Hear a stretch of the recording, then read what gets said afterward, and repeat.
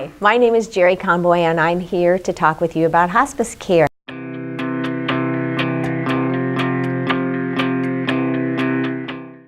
I have worked at Blessing for 28.6 years to be precise, and all of that time I have spent in hospice care.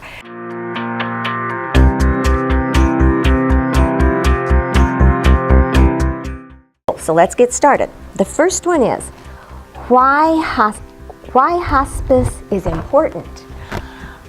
One of the things we can all be sure about is that we will all die at some point, and hospice provides people the opportunity to die in a dignified way, surrounded by people they love, in a way that they have chosen to. So hospice provides support for both the patient and their family, teaching them what they might expect as someone gets closer to death, helping the family know what to do, what to look for, providing spiritual and emotional support to the patient. So it's a huge support system that's available to people who are facing the end of life and their families who are caring for them. Next question, why hospice in a nursing home? So why would you use hospice in a nursing home? Again, it's an extra added layer of support. So not only do you have the nursing home staff that's there 24/7 providing care, but then you have additional people coming in whose expertise is pain management and symptom management, who can provide additional support, supplies, services, who can provide additional TLC through a home health aide coming in to do personal care, through a volunteer who visits.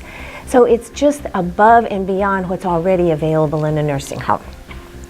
It's very helpful when families don't live in the area too, by the way. It's a way to provide a connection with them and their loved one. Okay, why hospice volunteers? Well, that kind of tags on to what I just said. Big part of hospice care is providing support, and hospice volunteers do that.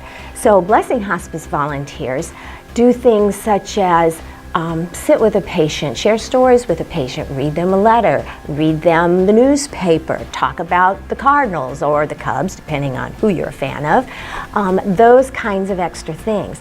They also touch base with our families in our bereavement program. So that's services we provide to families after the patient has died, to make sure that they are doing well and that they have the needed support in a difficult time. And they also help us in the office. So volunteers are a very important part of hospice and have been an important part since hospice started in the early 80s.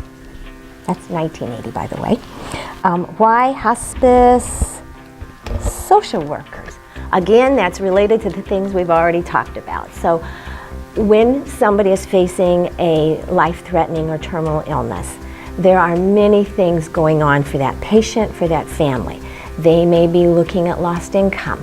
They may be wondering what they need to do related to children in the family. How do you talk about death and dying to children in the family? They may need additional community resources.